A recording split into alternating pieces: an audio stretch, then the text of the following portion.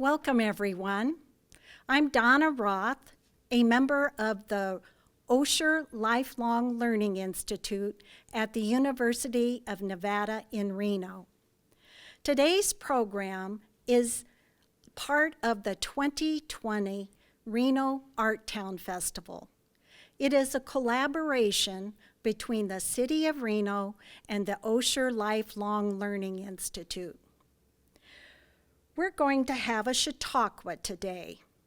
A Chautauqua is a living history program in which actors in character and in costume bring historical figures to life via a monologue. Our program will have 3 parts: the actor in character during the monologue. The second part will be the actor in character and still in costume, answering questions as himself. And the final part will be the actor as himself answering questions. So at any time during the program, if you wish to ask a question, please type it at the bottom of your screen. We're going to learn about Pablo Picasso today. Pablo Picasso was one of the most influential artists of the 20th century. And even today, in the 21st century, Pablo's influence is still felt. So let's welcome Pablo Picasso. Bonjour. Jacqueline said you would be here today, and I'd be speaking to people from Spain, which is good because I can speak my native language and not French, because my French, even after all these years, is terrible. Every French person tells me that. I hope you were here to meet Pablo Ruiz, not Picasso. Picasso is how I am known to most of the world. I've become public property, not myself. I've become a god. You know, I thought being in Paris during the war with the Nazis was the worst thing that could happen. But then the Americans came after the war. I had no idea that I was famous in America. That was bad. But worse has been the last 10, 15 years, as now the French hound me. Everywhere I go, I cannot go out in public anymore because I am Picasso. I've become some kind of god to the French. And so I live here hiding, and Jacqueline keeping people away from my door. But she set this up, and I said I would do it. I must say, I wanted fame. Let me clarify this. I wanted fame. In 1903, in the Bateau Louvois in Paris, starving, we made a pact to either commit suicide soon or find fame. But this type of fame, it's God's castigation for an artist's success. I wouldn't wish my fame on my worst enemy. Forgive me if I seem a bit melancholy. This happens to me every time there is an exhibit coming. This one's special. You know, 63 years ago, roughly 63 years ago, in the Bateau Louvois in Paris, I destroyed every rule of 500 years of bourgeois art and bourgeois sensibilities with my painting, The Ladies of Avignon. I broke every rule, and now here I am, 63 years later, preparing for an exhibition in the great bourgeois temple of art, the Louvre. Of course, they only want 8 works. I've produced 27,000, and they only want 8. And they told me it had to be my older things. The new ones, they said very discreetly, were too provocative, too upsetting. Some said too pornographic. Too Picasso is what they meant.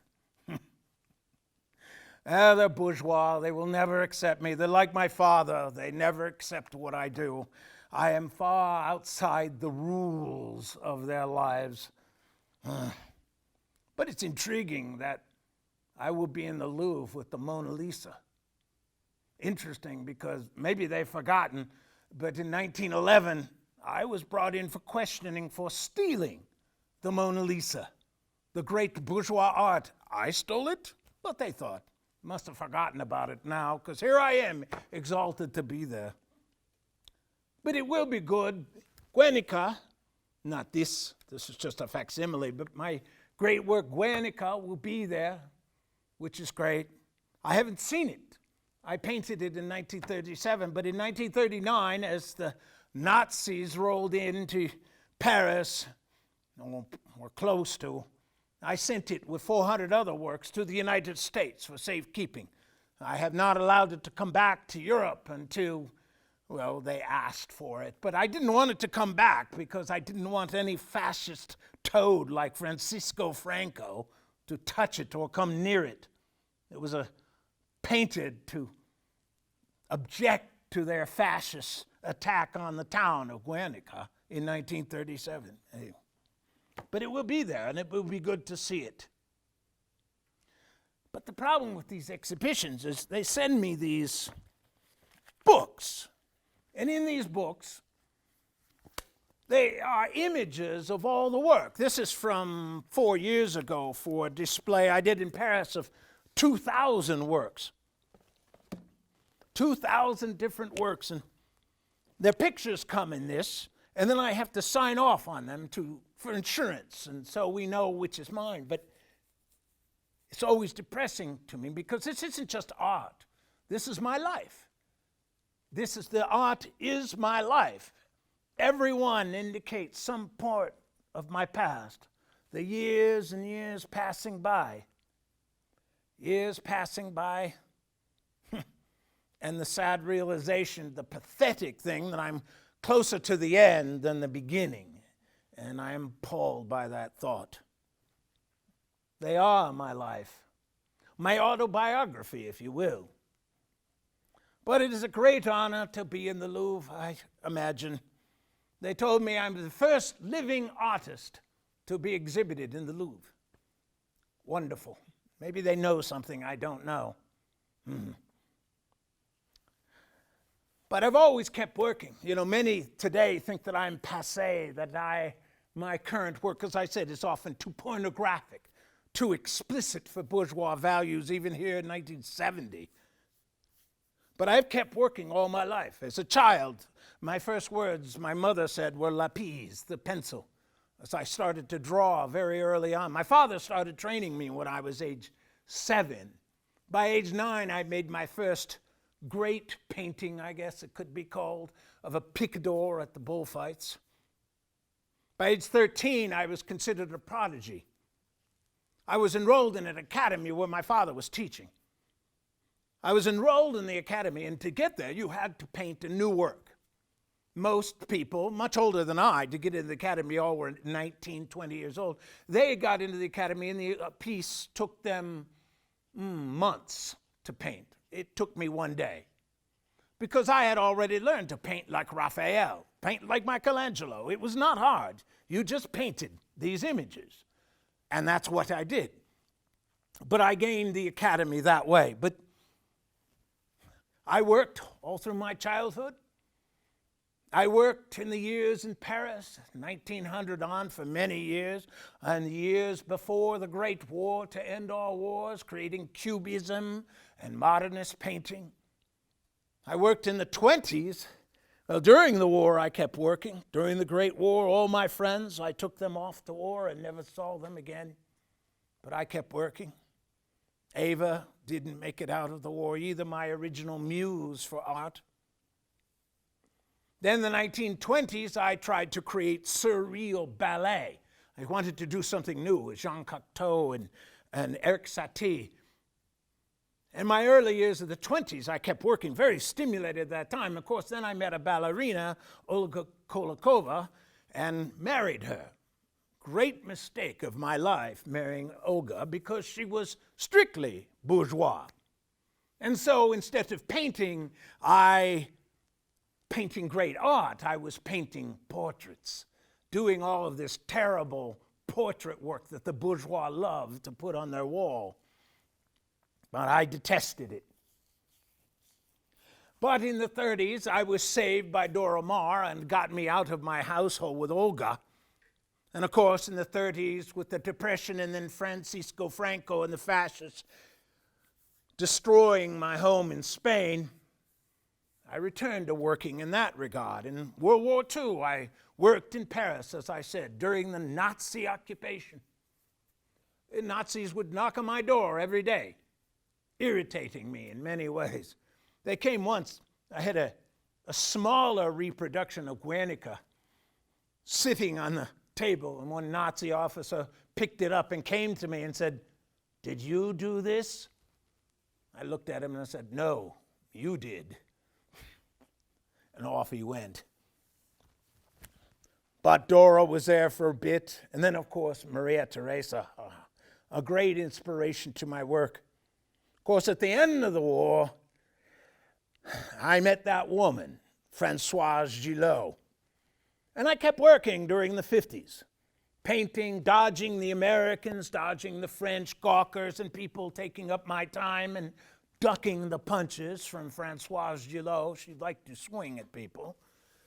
That tumultuous years. And then, of course, I married Jacqueline, but we have kept working. Since 1961, I've kept working. Really, the only way an artist can fail, even if you're considered passé, the only way you can fail is by not working. And I've kept working.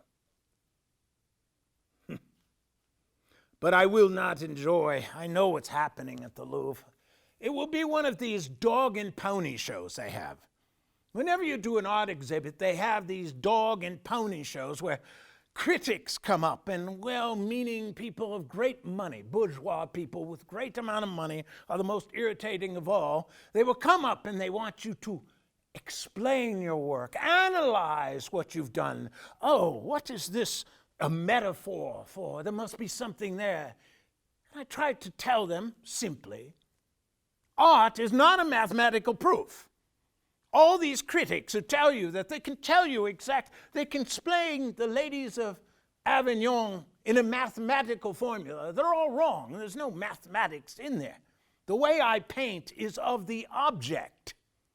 That's all it is. It's not a metaphor. People ask me, oh, the metaphors in your painting. There's a naked young woman with a cat. What does that mean? I said, it means there's a naked young woman and a cat. They always try to analyze my blue period. The blue period, it was because of your depression in Paris. No, it was because I could only get blue paint. That was the cheapest paint I could afford. The same with the rose period. Oh, it meant something different when Ferdinand Olivier came into my life. Oh, the rose, no, it was cheaper. They never talk about the purple period. There's a whole section of purple period 20 years ago in southern France. It was boat paint. I had a lot of it, and I painted everything with purple. It was cheap. But I have done these things, but they want to analyze these things. They want to figure out these stories. My favorite is they want to understand, they say. We don't understand Cubism. We don't understand even a Jackson Pollock drips. Well, I don't understand that either because it's not of anything. But I paint the object, or my art is about the object that I see and I render, and it shows me what I should expose of it. Think of it this way, I think. Do you need to understand a beautiful starlit night? You accept it. Do you understand a sunset? No. Do you need to understand a beautiful woman? They are just beautiful women. And it's a woman. You'll never understand them anyway. You can't. So, but this is what art is about. Art is about what you see. An artist's language is his art. It's not those stupid little words they put next to the art on the little plaque, those idiotic, moronic statements of bourgeois values and taste. So the bourgeois people will go, oh, yes, I see it and understand. You cannot understand art that way. What they want me to do is really to paint a bourgeois style within the rules, within the boundaries, within the confirming the taste they have. They wish art, like Guernica, the ladies of Avignon, too shocking. They want art that is chaste. They want art that is soothing. They want art that is comforting and they can understand. But that's not what true art is. They want a Matisse. They want Impressionism, Renoir, Monet. They want that shallow, vacuous art. It's not art at all. It's nothing. But they want to put it on their apartment wall. Well, you can't. Great art is never chaste. Art, real art, is dangerous. It's upsetting. It's shocking. It's offensive. Art is dangerous. The two most dangerous things in the world are justice in the hands of a judge of great conscience, and the other is an artist with a paintbrush. Art shouldn't be on your wall. You can't, as you walk by, you see it. It stops you. It grabs you by the throat, pulls you in and shakes you out of your bourgeois stupor. Art makes you then go home and think about your life, think about the world around you, and think about how you too can change. That's what great art should be. Shocking. My friend Guy Apollinaire, the poet, told me what we were trying to do with new modern art was to be more real than real. Think of it this way. In 1900 already, the photograph was open to almost anyone. They could take a photograph of anything. You have a real image, but you don't have really the essence of it. You can't reach out. It doesn't strike you. It is just an image of the ladies in their boudoir. Real art goes deeper than that. Guillermo Apollinaire said, what you're trying to do is that the reality within the reality, the inner truth, which he called the surreal, the truth what's inside the truth. Or as I once said flippantly, but it makes sense, art is the lie that reveals the truth of what's inside. That is real art. Shocking, revealing this whole new world. And the other worst part about bourgeois dog and pony show,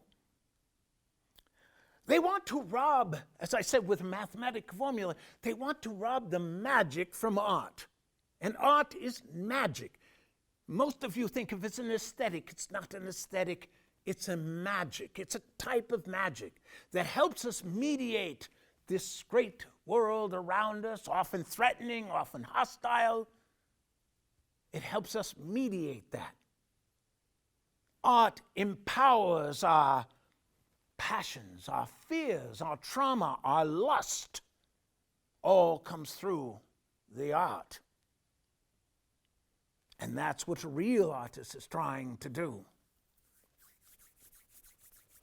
Trying to be released. You know, I'm thinking now, this happened several years back. I was wandering through Paris with a critic, a friend of mine, but still a bourgeois critic. My agent had me speak with him because there was an article coming out and an exhibition. And we were wandering through Paris, and here was this display. And I was very much fascinated by it, and I got closer and closer to the display. And the man with it, he said these were all drawings by children, all under 12 years old, 12, 13 years old, some were 7 and 8, and they looked like children's work. And I looked at it and said, you know, when I was their age, I could never have been exhibited in a display like this because at their age, I painted like Raphael. He took it as ego. He wrote it up that I was egotistical, and I had to tell him, no, I was telling you a sad truth. By their age, I painted in bourgeois values. I followed the 500 years of bourgeois tradition of rules and regulation. When you look at children, how they paint, if you haven't trained them before they've been destroyed by art teachers, they paint outside the lines. They color as they will. They see no rules. They see no boundaries. They look with their eyes. They see with their heart. I spent all my life till 1907, 30 years of my life trying to get rid and paint like a child again. Get rid of bourgeois values and paint like a child. I fought with my father after about age 15. I wanted to go to the university. And again, I had to paint 2 paintings to get in. Most people were 20, 30 years old to get into this program in Barcelona. And it was very exclusive. And they took years to make their paintings. Well, I did them in a weekend because to paint like Raphael is not very difficult. But I arrived at the university and I took, I believe, a class before I bolted. I went to live in the streets. I went to see art within society at every museum I could and soaked up whatever lesson I could learn. That summer, I took off and lived in a cave for 6 months with a friend of mine, an artist named Paralis. And we lived in this cave and starved and drew and painted. And it was great because I started to see differently. I was thinking differently, breaking away from the bourgeois boundaries. Of course, my father was furious with me. He was outraged by what I had done. So I had to go to my uncle to get enough money to go to Barcelona again, to the university. Of course, I didn't go back to classes. We found refuge. We found a place to stay in the Quarter Gats, the worst part of Barcelona, what they would call the district of ill repute, because that's how we wish to live, outside bourgeois boundaries. And so we stayed in a brothel. And I paid off my rent and my food by painting murals on the walls of the brothel. It was a wonderful 2-3 months till we ran out of completely of money, and starving, I came back home, and my father and uncle were now, again, both furious with me. But then chance changed, and I had the great opportunity to go to Paris. They were having an international, European, not international, competition of art. And they wanted to display artists from each country. And so, again, in one day I painted one called Last Moments, a wonderful painting of a young woman dying and a priest at her foot. You can't see it anymore. It's gone. I'll explain.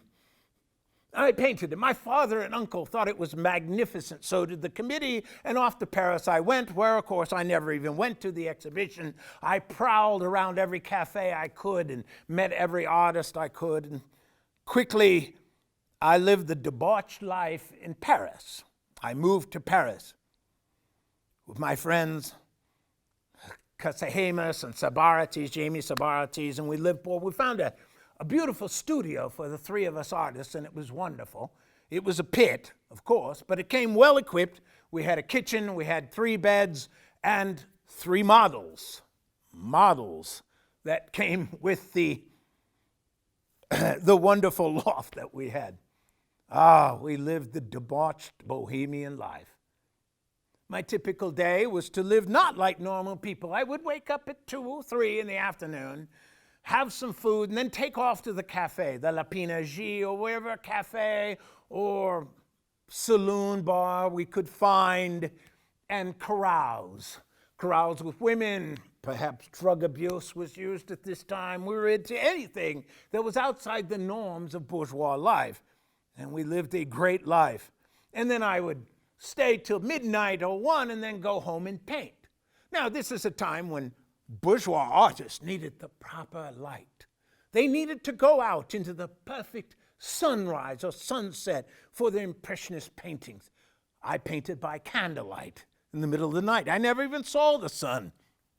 And then I would go to bed around 7 a.m. and sleep till 3 and start again, debauch the next day. This went on and on. Terribly costly, of course. Casahemus committed suicide over his love affair with one of the ladies. That started my blue period, by the way, in case you wanted to know. And that's what happened to my painting Last Moments. It was painted in the horizontal, and I painted vertical and painted my blue masterpiece, La Vie, which is about Kasaheme's death. But this also started a new period which really opened my eyes. I still wasn't finding what I wished to paint. The style, this new idea that I wanted for this new century. Nothing was new. I was painting like Toulouse-Lautrec, cafe scenes to make a few dollars here and there. I could knock off a Toulouse-Lautrec in an hour. It was very easy to paint these cafe scenes. And so I would paint that and make some money, but it was wicked frank. I didn't like what I was doing. I needed more. And then I ran into the poets, Guillaume Apollinaire, Jean Cocteau, Henri Salomon. And these men, in our debauched nights of revelry in the cafes, but they brought a whole new language, not just art, but literature, things I didn't know anything about. Nietzsche, Sigmund Freud, they taught me all of this and gave me a new language in my mind besides art. And this was a great explosion for me. And then about 1905, things really started to transform. This is when Gertrude Stein and her brother showed up in Paris. Gertrude Stein and the Americans came, and they really pressed to have new art, provocative art. They didn't want the old bourgeois standards. And so they became friends. Well, Leo became friends with Matisse and pushed Henri Matisse. I had met the professor. We called him the professor. He was very bourgeois, nice man, but very bourgeois. And Leo pressed Matisse forward, and Gertrude seemed to favor me. But what they started to do, they invited us to dinner. Every month or so, we would be invited to dinner, and one of us would find the other one's latest picture right over the dinner table. So we had to sit there and look at it.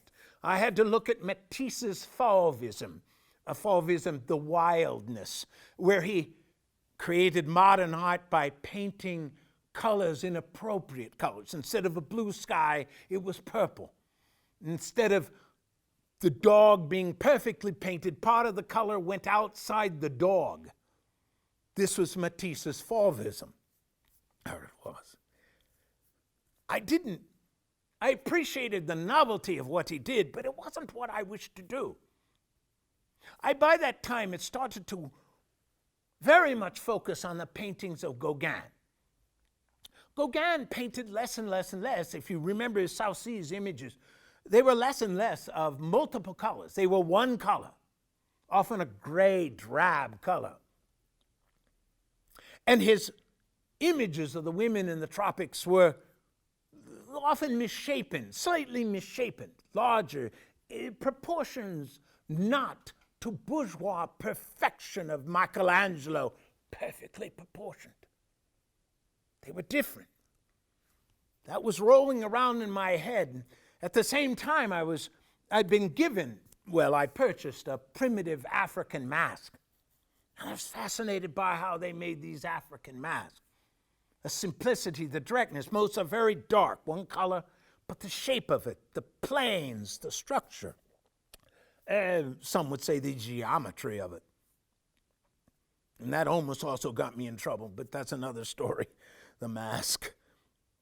And then I started to look at Cézanne's latest paintings. At the end, he was still doing Impressionism, but he was doing it by dabbing color. And he made little dots. And that started to set my mind that the commonality of all of this was shape, form, geometry, planes. That's what I was most interested in. That became the new language. But how would I use it? I had no idea. It took me another year to even come up further with it. Mainly Gertrude Stein's portrait. I don't have an image of it here. But Gertrude Stein wanted her portrait done. And so I painted her body in about an hour. It didn't take me very long to paint it. And it's a normal bourgeois-looking portrait. But when it came to a face, I couldn't paint it in the old style tradition. I really wanted to reveal who Gertrude was on the inside. It took me 6 months. I put it aside. I told her I could not finish it because I could not do her face. I put it aside. 6 months later, I came back and I had started to work on what became Cubism. And then it came to me. I painted her face, and if you've seen it, it's sort of distorted. It's brown. It's not the color at all. And it's sort of pressed up against the glass, if you will. One of the artists, one of Matisse's friends, Derain, said to me, "That doesn't look like Gertrude at all." I says, "It will, because I painted the essence of Gertrude, not the real, but the real beyond the real. I saw her with my eyes and with my heart." I spent the next 6 months locked away in my studio.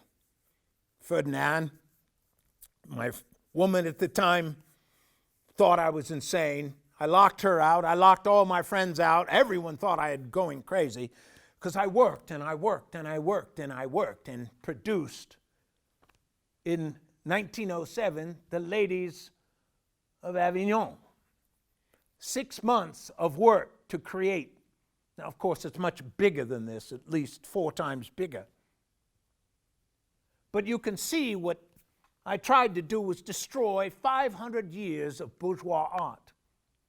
Look at them. There is no planes. They are all in one plane. They exist in one point. There's no vanishing point. As a proper artist, you must have perspective and vanishing point. There's none of that.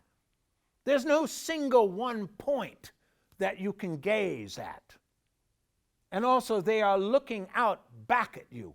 They are crowded together, which is not a bourgeois style. They are crowded, pushing over each other. Their faces are distorted, the eyes and mouth, the nose, the breasts turn different ways. Some are strict triangles. And then, of course, the mask. If you look at their legs, they bend in ways that they can't bend. Postures that are not proper for bourgeois culture and bourgeois values. The Ladies of Avignon, 6 months to do this. I was told by another artist, a critic, said that no work in history they can find had so many preliminary drawings. I did 500 different drawings to produce this art. The reaction was intriguing. Matisse looked at it and said it was a crime, and he stormed out. He later told everyone that I had painted the Ladies of Avignon to insult him personally. I had no idea that that was my mind. Others said, Leo came in and just brayed at it. He laughed in my face and walked out. Didn't say a word. Later on, he said it was rubbish, absolute rubbish. Derain said that it was clear that I had gone insane. He predicted that they would find me hanging from a rope, committing suicide, because clearly I was a madman. And that was the critical response from most people. I was mad. I had to be insane to destroy the rules of 500 years of art. Gertrude didn't know what to say. She was nice, at least. She just walked out shaking. Even my agent didn't know what to say. George Braque came. Braque was like Derain, he was a Matisse protege. I knew him just in passing. But Braque came in, and I knew what would become of this. He looked, and he sat down, and then he said those words, "Pablo, I do not understand this painting." I was ready to dismiss him. Understand it? But his next words were, "But I wish to know what this is, because to me it lives, it breathes, unlike anything I've ever seen." And we started talking. And this started a partnership, probably the greatest partnership in the history of art. For 7 years, we locked out everyone else. He would paint in his studio, I would paint in mine. One of us, when we finished what we worked on that day, would rush to the other studio to see what the other had accomplished. We described ourselves as mountain climbers one time. We hold the rope for the other as they push further and further. We spoke a new language people had never spoken before because there were no rules now. There was no boundaries. We even started to call ourselves Orville and Wilbur after the Wright brothers. We were in a new world. We could go any which way. We created it. This art was so stimulating. We displayed some. This was not seen again after everyone saw it. I locked it away till 1917. Locked it away for 10 years before anyone saw it again. But we worked on other pieces. And it was about this time that George had a display of one, and a critic said what he found was the key to understanding was these little cubes that everything is made, geometrically cube. And thus Cubism was given its name, not by us. We just kept painting and painting and exploring and climbing more mountains. At first, we wanted to upset the bourgeois. We loved it when everyone said it was rubbish or they didn't understand it. We wanted that. But soon we found we didn't even care. We were so locked into this new world that we did not care. The love of it each day. Brock said we were drinking turpentine and spitting fire back at the bourgeois world. We soon added paper into it and sand and all sorts of things. We started to make collage and other ideas of how to press Cubism further and further and further. All of this before the Great War in a wonderful 7-year period. We changed 500 years of art. Many years ago. But I must say, much has been said recently since that woman's book. I've spent 60 years in this new world, this new art. Art like Guernica. And of course, as many of you know, this is 12 feet by 37 feet long. It's gigantic. Biggest piece I ever did. But we spent time in this world more and more to explore it through pottery, etchings, collage, found art. I started to go to junkyards and find pieces of metal and weld them together to make art out of found pieces, to make them into something different, to say something. All these different styles, etchings, etc., thousands and thousands of pieces exploring this new world.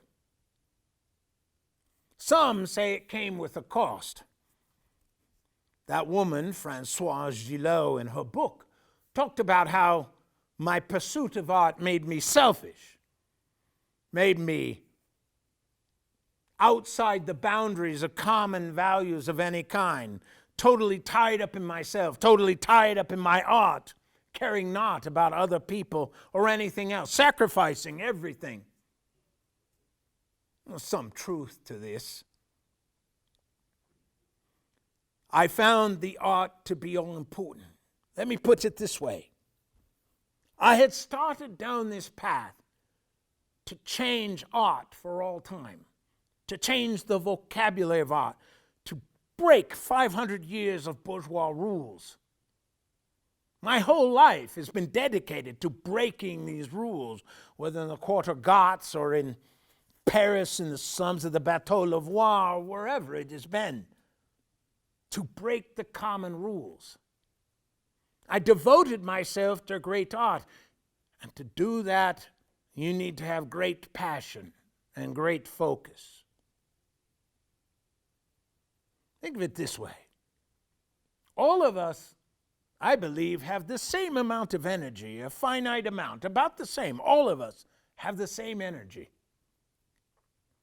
but we spend it in different ways. Most of you spend it on your bourgeois life, your dog, your cat, your wife, your family, your work, your night of bowling or going to cinema. I spent mine on my art. I focused on my art. And it did mean sacrifice. I sacrificed you. I sacrificed my friends. I sacrificed myself. I sacrificed my lovers. That was the bargain I had made. I was not going to bow down to my father's rules. I wished to pursue greatness in art, to change art forever. I wouldn't bow down to my father's rules. I wouldn't bow down to Nazis. I would not bow down to bourgeois critics or bourgeois values. I would not bow down to angry lovers. And in the end, that allowed me to become Picasso. If one wishes to change the world, one sacrifices. So, now you know how I became Picasso. But perhaps we can talk a bit about Pablo Ruiz. My wife, Jacqueline, is here somewhere, and perhaps you have questions, and she will tell me what the questions are, and I will respond. But thank you very much for listening. I appreciate it. Yes, Jacqueline. Pablo, we do have a couple questions for you, if you don't mind. Yes, madam. The first one is, I don't understand. You said that you should just look at a painting to see what is there, a girl with a cat. But then you talked about the inner truth of a painting, which seems to require interpretation. Yeah, well, the inner, the reality, the real within the real, as I said, the surreal, the essence of what I saw there. That's why, as we pursued on, in what many people became very upset about Cubism, if you notice, there's a painting, I think it's called, I can't remember the name. I've had so many, and often the names are put on by other people. But it was a painting where I took the face of a woman and moved the nose to one side, the eyes to the other. And what I was trying to do was to lay out the features so each piece could be analyzed by itself, to open it up, to lay it out on different planes, like you would go around it and examine it. The reality of it, if that makes sense. And I'm not trying to make too much sense. The essence of it. Not what it looks like, but what it means. So, that is the short answer for that. It cannot be analyzed. It is what it is. It may not look. Often, I will do it another way. Often people say, like the ladies of Avignon, they don't look like real women.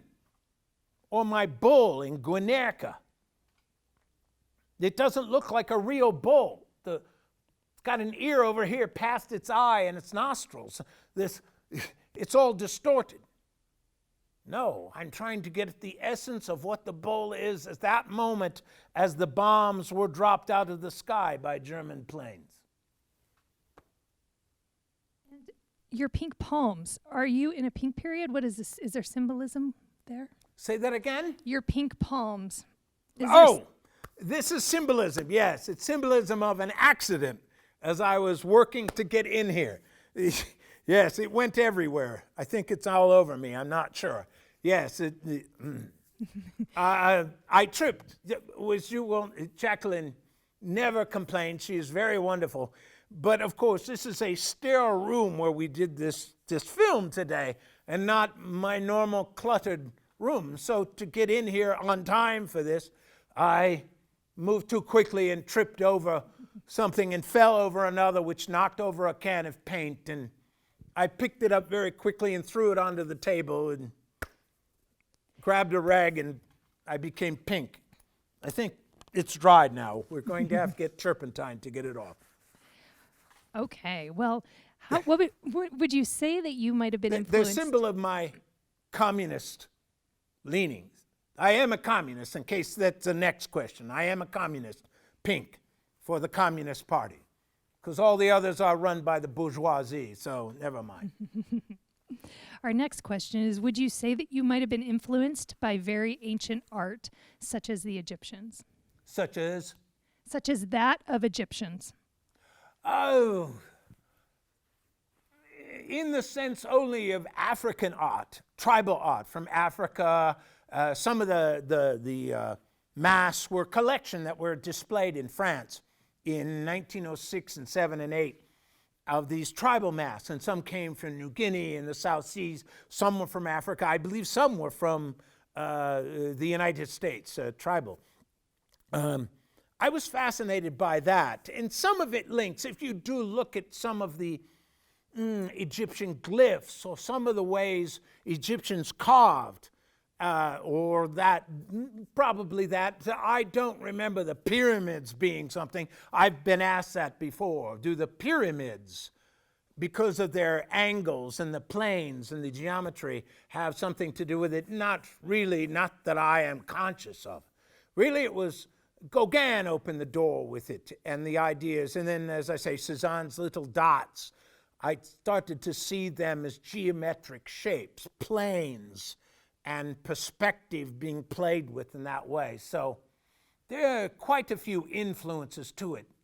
All artists, almost all the artists, others have been, even Matisse, my cohort in creating modern art, because he painted outside the lines, or colored outside the lines, as I like to irritate him with that thought. Well, he's passed away now, sadly. But the point would be that he still painted in the same way Michelangelo painted, the same language of them. And I was trying to eradicate that. And color was such a part of what they did. And so I went to cubes, because planes and surfaces and crowding people together and having them press right up against it distorts them. But to me, it gets deeper and deeper to what's behind that, in a way. So that is why Cubism and into surreal art, as Apollinaire labeled it, the essence, the real behind the real. Or another way, the lie. Art is the lie that reveals the truth. Think that one up. And your next question, would you comment on your rivalry with Matisse? And was the rivalry real? Was the rivalry real? Oh, yes. Oh, yes. Matisse, the professor. Brock one time called him the old lady. I shall be true. I love Matisse. He was a friend. I saw him on his last day on earth. I went to his home because I heard he was sickly and going to die, and I got to see him and say goodbye to him. Much has been said of our rivalry, and it was a heated rivalry because we were both trying to, in his own way, trying to break the bourgeois boundaries of years and years. Both of us were moderns in the sense of we were in a new century, and it seemed we needed a new language for art. He decided it was the way he colored things. And later on, he starts to change form, and he will become more and more distorted, or surreal, if you wish. Not as extreme as a Salvador Dali kind of distortion, but that type of distortion. And it's certainly not Cubism. But we were both trying to find this. And so we were very competitive, especially when we were starving in Paris in 1906 and 1907. We wanted to create something new. Unfortunately, as both of us saw, Matisse less than I, mine was so far beyond the pale. It's only in the 1920s that mine starts being consistently purchased, that I became an artist of notoriety and also of having some actual money for the first time in my life in the 1920s. So the competition somewhat ended in the 1920s as Matisse became, because of the war and because of his family and the things he went through, But both of us very proudly said, and it was Matisse who made me stay. It's a long story, but as the war started and the Nazis started to approach Paris, many of us realized that we would be in trouble. I had already been very open about my hatred for the Nazis and the fascists. And everyone told me I must leave the city. And then Matisse and his family were leaving the city as well, and we talked about it. And it came down to that it would be wrong to surrender the city of light, this beautiful city, to these cretins. And so both of us separately, really, after our conversation, came back to Paris. I had less to lose. He had a wife and a daughter, beautiful daughter. And I came back because I felt I could not surrender Paris to such people. And I kept working in Paris. I always said in Paris I did more, during the war, I did more sculpture. That's where I first started into sculpture, because it was often too cold to paint. My hands were so cold I couldn't paint a line properly. So, but it was a competition. But I always liked Matisse. I would criticize him, but I would let no one else around me criticize him. I could call him the professor, the old lady, but if Brock did it, I would yell at him. Same with Max Jacob, my friend. I once threw him out. He was out for 6 months. He couldn't be in my sight. I would scream at him because he had insulted Matisse. Of course, I had said words the day before. So it was now in my older age, with Henri gone, I can talk about our competition more openly. So hopefully that answers that question. Any comments on Seurat? About who? Seurat. Seurat? No, not really. There are many other artists at the time. Many played in different ways. I mean, again, as I say, when people ask my great influences, it would be, now I'm completely going out of my mind, but Cézanne and the Cézanne, in a great way, at his end, I really enjoy. People often ask me, not about Seurat, but Van Gogh. And Van Gogh, in a way, leads there. Because Van Gogh, if you look at what he's painting, it's not just impressionistic, as many people think he's an impressionist, but as you see, he starts to distort and misshapen things. And some of them, I'm thinking of the one with the sun that's all blue. I don't know the names of these things. But that one almost is in a single plane. In a way, there is some influence there. Of course, Van Gogh, very few people saw his paintings. Even in my time, it wasn't until the 1920s that people started to say, well, Van Gogh. Most of you may not know, Van Gogh really never sold a painting in his lifetime. It was only after he died. That's why it was very strange for me to be a poet, a painter who has a villa. I make money off of these, quite a bit of money. That's why Gillot and all the children want all my money. And they're not going to get it. Anyway. Well, you haven't talked much about your children. Did you have any relationship with them, or was your art your only obsession? Well, Paulo, well, there are 4. Now there are grandchildren as well, but there are 4 children. One from Olga Kolikova, born in 1921, Paulo. And then who's been my driver and assistant for many years, though he drinks a great deal and is a bit disappointing. He gambles, too. He styles himself as a professional gambler. Most of it is my money that he loses. And Maya was my youngest, from Maria Teresa. Well, no, second, sorry. I sometimes lose the dates on these. And then in the middle is Francois Gillot's, the children I had with them, who I don't see. Because after their mother wrote that horrid book of all the lies about me and our relationship, that I was physically brutal to her, she does not explain that she was physically brutal to me. She hit me constantly. She's bigger than me. So I won't go into the lies. But then She has been demanding. She has pressed these children upon me more and more. And I will be open. My resentment to her has been extended to the children. And Jacqueline has kept them away from me, and they therefore detest Jacqueline. And so I don't have much to do with the two of them. Maya I have not seen in a while. Maya, I guess, is my favorite. She was a young thing. She is in many pieces of my art, as is Paulo, my first child. So. What did Gertrude Stein think about her portrait? Gertrude,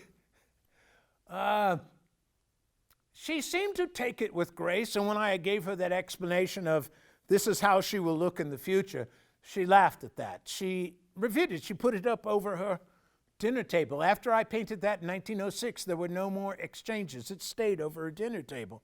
And so I was proud that she seemed to enjoy it. I don't think she understood it. I don't think she felt it flattered her. I mean, as I look at the ladies of Avignon, I mean, really, the second face in the ladies of Avignon looks quite a bit like Gertrude. But the distortion in that. But I was trying to show the inner Gertrude. Gertrude, now that she has passed away, she was a large woman. But more, as I said one time after meeting her to a friend, and I was reminded of this many years later, you called her a man. I said that she was very manly. She had a presence that most women did not have. Certainly bourgeois women who were told to do what their husbands told them to do at all times. Say nothing. Obey completely. It's something that I grew up with Francois Gillot grew up with. She apparently could not understand. But what I was trying to do was reveal that out of her, this strength of character, this strength of her. And I think in a way she understood that because she did keep it and was very proud of it. So, and others have said, Durain and others said it was rubbish. It doesn't make any sense at all, that her body looks like it was painted by Raphael and her face looks like it was painted by Picasso. So it is a strange hybrid. I would agree with that too. I've seen critics say, but it's two things at once. It is. I was in the middle of changing the language of art. So Hannah Gadsby. Jacqueline, you have many questions. Yes, I have about 3 more. 3 more. I have time. Good. You're cooking dinner, right? That's right. There will be food. Hannah Gadsby had a recent comedy special called Nanette, and she said in there that Picasso suffered the mental illness of misogyny. How would you respond to that? Must have read Francois Gillot's book. The mental illness of misogyny.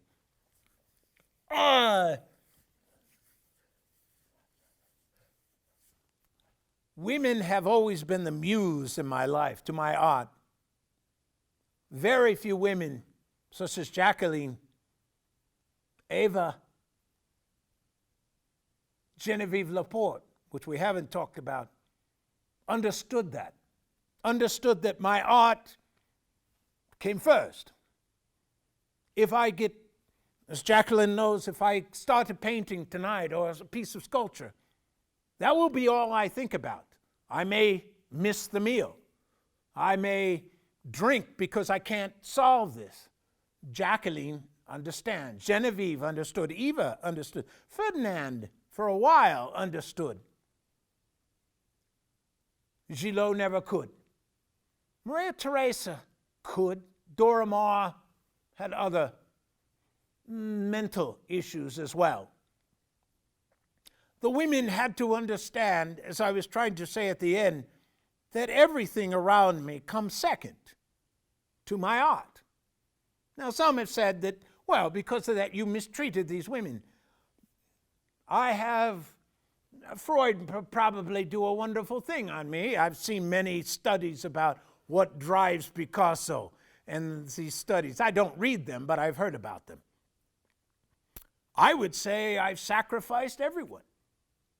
My good friend, I mentioned Max Jacob. We starved together. We once had to have we once had a cat in the Bateau Lavoir in Paris, and we were starving. There's no paintings from that year because I broke them all up and we burned them for heat during the winter. But we had a cat, and he went off and got us a sausage. He came back into the window with a sausage. And so we hadn't eaten in 2 days, and so we had this sausage, and we were heating it and cooking it, and we were salivating over it. And then it exploded. It literally exploded from the pressure inside, going all over the walls and all over ourselves.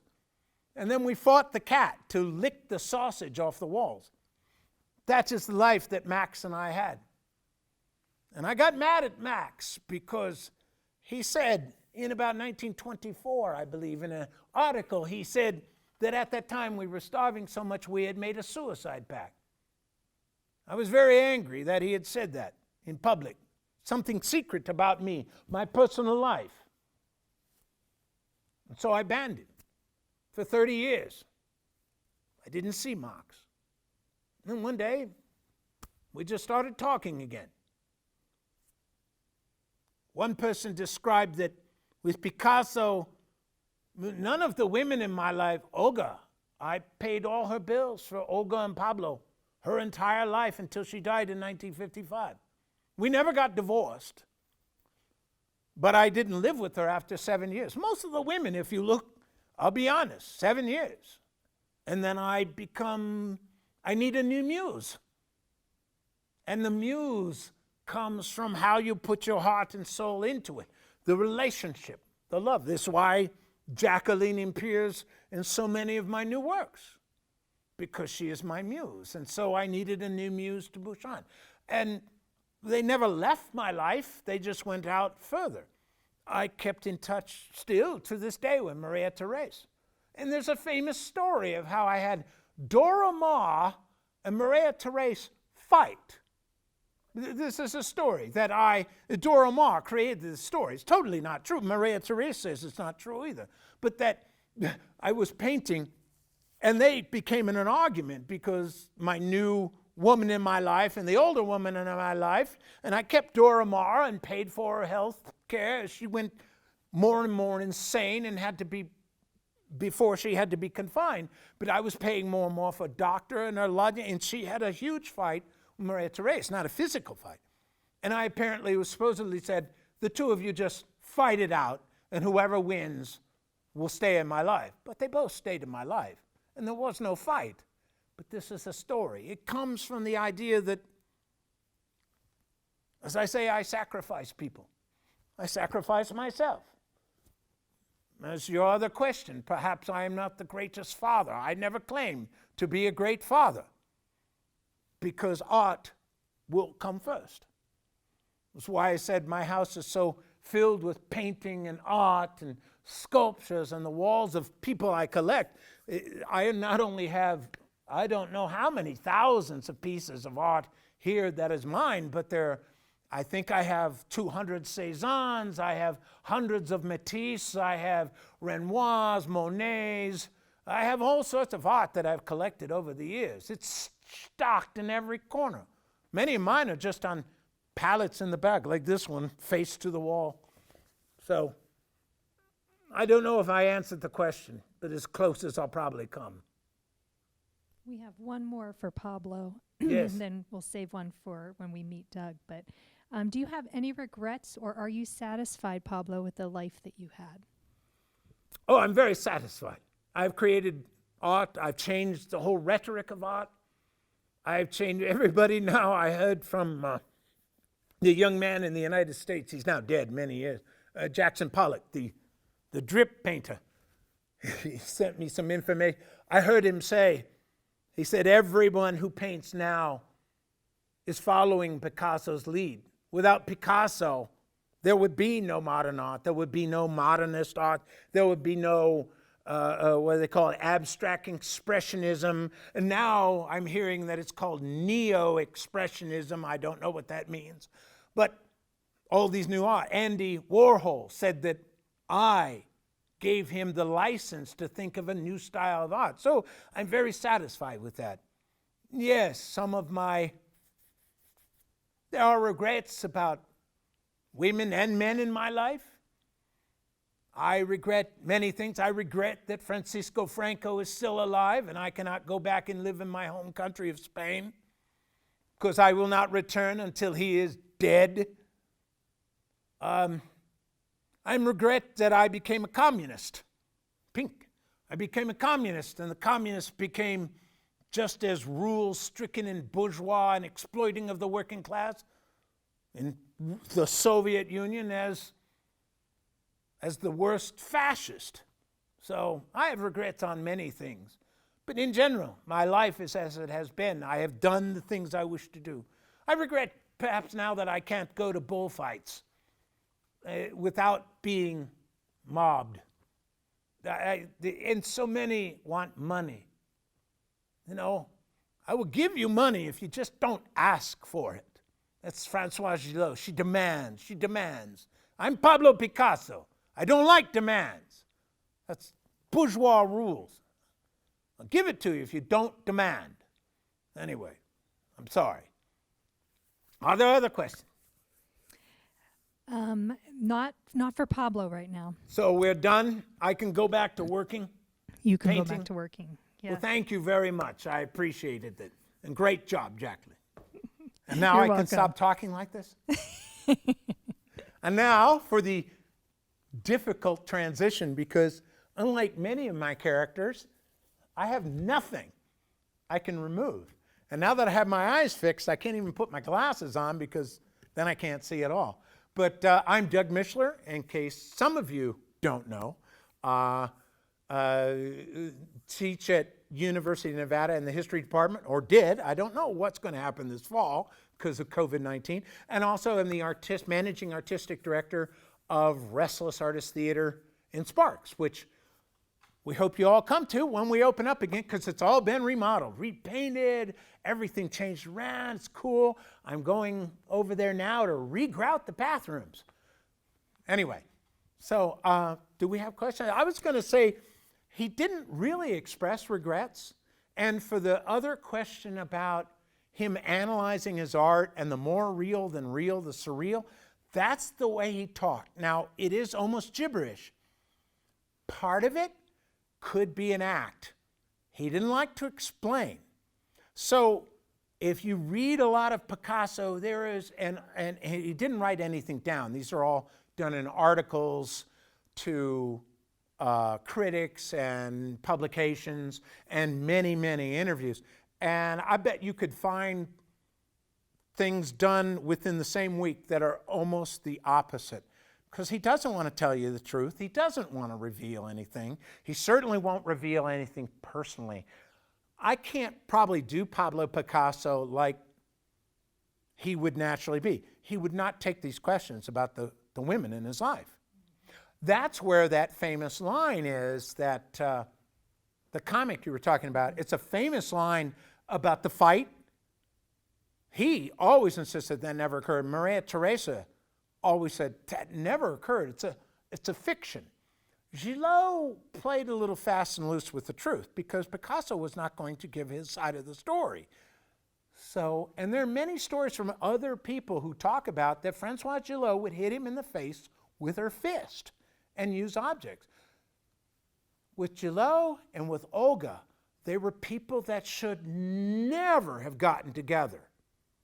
Their personalities, they fought viciously with each other, constantly with each other. It's a love-hatred, and they kept themselves together. There's a magnetism about Picasso with women. I don't know how to do that without him taking these questions, which he would never talk about these things, not certainly to camera. So he's never consistent. The other one with his, I treat women like, something like I treat women like cattle. He said that, I'm sure he did, and he did it to get a rise out of him. Remember, he does not observe bourgeois rules, values, behaviors. If you told him he had to show up in a coat and tie, he was going to come in a t-shirt and sandals. He's not going to obey your bourgeois rules about love and marriage. And Which kind of leads to another question of how and why did Picasso become a communist? How what? How and why did Picasso become a communist? Oh, well, he became a communist early on. He hated bourgeois society. He's not very political. Guernica, about the bombing, is about one of the few political things he does. He does a few posters for the communists after the war, but quickly detests the Communist Party. He never read Karl Marx. Never. He's not a big reader. He's too busy painting. That's why he loved his poets. He loved other people and parties and drinking, and people would talk, and that's where he just gained ideas and pieces, fragments. So he's a communist at an arm's length. He believes in the people. That's why in his blue period he painted, and most of his paintings, why he hated bourgeois art, because it's usually portraits of rich people. He hated that. He wanted to do beggars, blind people, street people, prostitutes, common people. That's what he liked. And so when he saw them being abused by the capitalist system, as he felt, he hated capitalism. Now, he is a capitalist. I mean, he accepted all the money that was paid to him. Those, on the other hand, and this doesn't come up, I never get to talk about it, in Chicago, there's one of the most famous sculptures of Picasso, this 5-story high metal sculpture. And it's just called the Chicago Picasso. Because I asked him, what's the name of it? And I don't name things. He was to get $100,000 for that in 1967. He gave it to him. At the end, he liked the people he dealt with. He gave it to him. He sent 1,000 paintings to Barcelona for nothing in 1969. 1,000 Picassos? They were going for millions already. He just gave them away. He gave things away constantly to people if you didn't push. You know, if he knew you needed money, you would get the money. He didn't care. So the money was there to be used, to buy better liquor, to buy more canvases, to buy something new, to buy a new automobile for his son to drive him around. He didn't drive, his son drove him everywhere. To pay alimony, to pay off all the women he had. He was still paying Ferdinand from 1904, Ferdinand Olivier. They broke up in 1910, 12. He would go see her in Paris, and he paid all her bills. He took care of her. You know, so getting a sense of who exactly Picasso is, he is an enigma, and he often did things to get a rise out of people by violating standards of behavior, standards of conduct. And in a way, he didn't tell anybody about Genevieve Laporte. He sent her to college in the United States. Fell in love with her. She was 17, he's 60. He loved her. When she broke it off with him in the 50s, he was wounded, deeply wounded. But he never said a bad word about her. They remained friends, bitter friends on his part. I mean, because he loved her.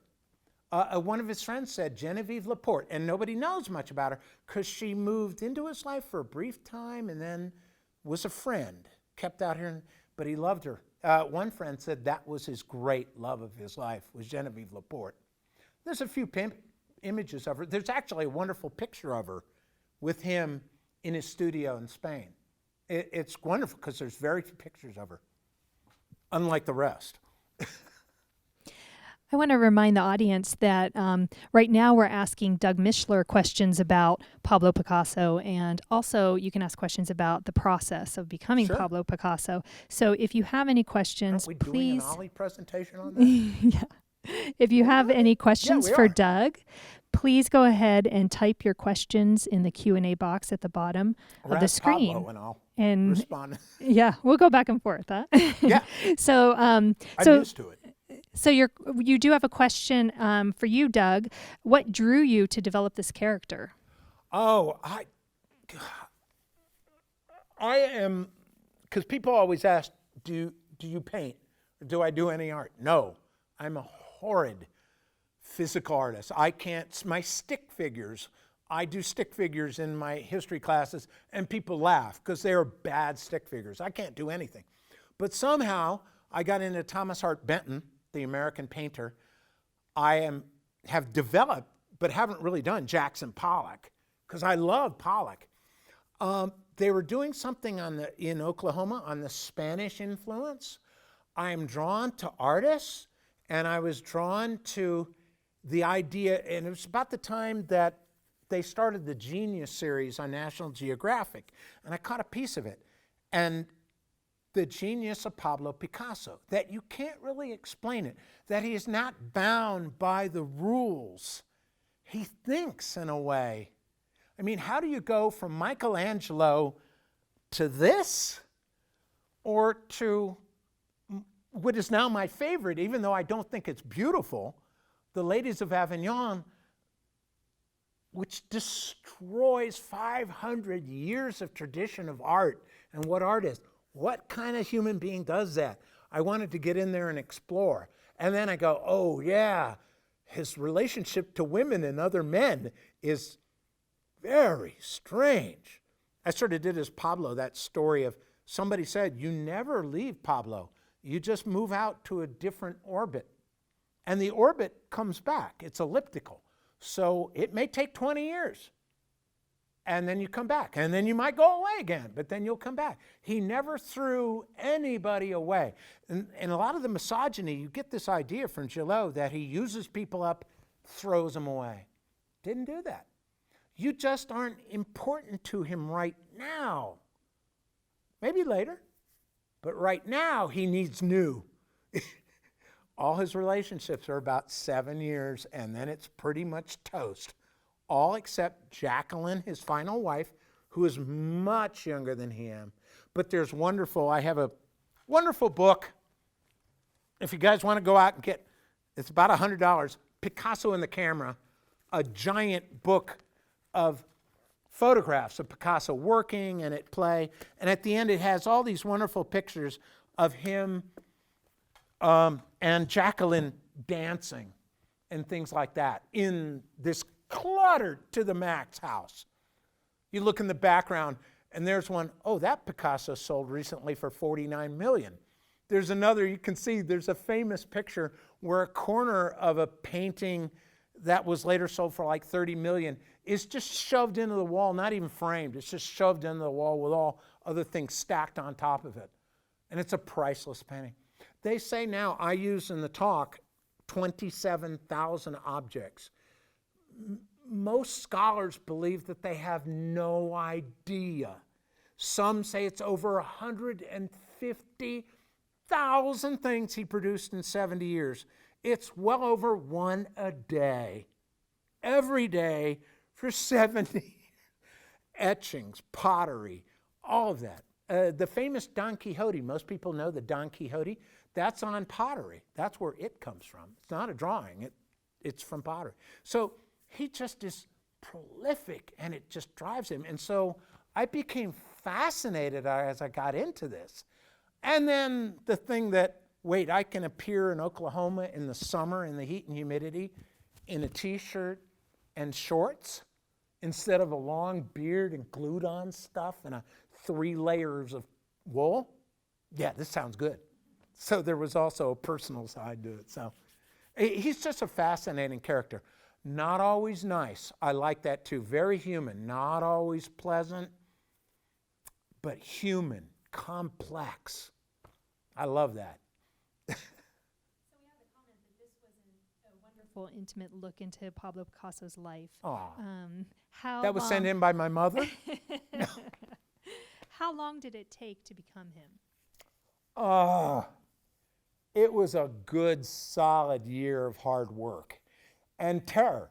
At first, because there's a blue period, a rose period. I don't use the terms, I mention those periods, but he didn't come up with, at first I was worried, and then there's analytic cubism, and then crystal cubism. I was going, oh my God, I'm never going to remember all this. And then I read that he didn't name that stuff, others did, and he didn't believe in any of that. And I went, great, okay, I feel more comfortable.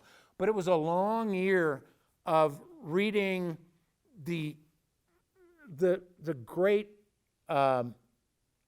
biography. Is a 3-volume, huge biography. And now I'm blanking. I want to say Robertson, and that's not the name. But reading that and others to get a glimpse of him, and then to find his actual sayings, like more real than real, or that wonderful one, the one I love about the magic of art, which is arguably close to what I see as Picasso, this magic, because art helps us mediate the world around us. Art empowers our fears, our lust, the things we're not supposed to let out.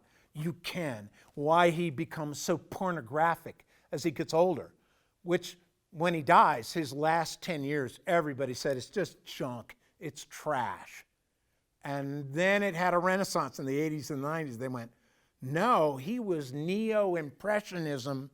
No, I can't remember. Neo-Impressionism before anybody else. What later goes to other people in the 70s and 80s, he was doing in the 60s. So he's just fascinatingly complex. I love him. So did I answer that question? Yeah. Oh, Thank you. good. Are there Sometimes I don't remember. Are there any other questions out there for Doug? I realized that I missed... Pablo. Or Pablo. I did miss one that came through for Pablo because they're kind of on two different Okay. screens here. Somebody asked Pablo, what paintings do you still have with you? What? What paintings do you still have with you? Oh, like I said, he had thousands in his home at the end. He gave thousands away to people. There was a famous court case, and they're still fighting it out. There was a guy 20 years ago, fairly recently, who had been the gardener on Picasso's estate. And I think he had 6 or 7 paintings that he said were Picasso's, genuine Picasso. And they accused him of stealing them and all of this. My thought is that he might have given them to people. They were not his big works. He might have. He just produced. I mean, as I say, some people think it's up over 150,000 objects. It's staggering. We'll never know probably how many, because I mean, hundreds of years from now, if we live that long, they might get a final count.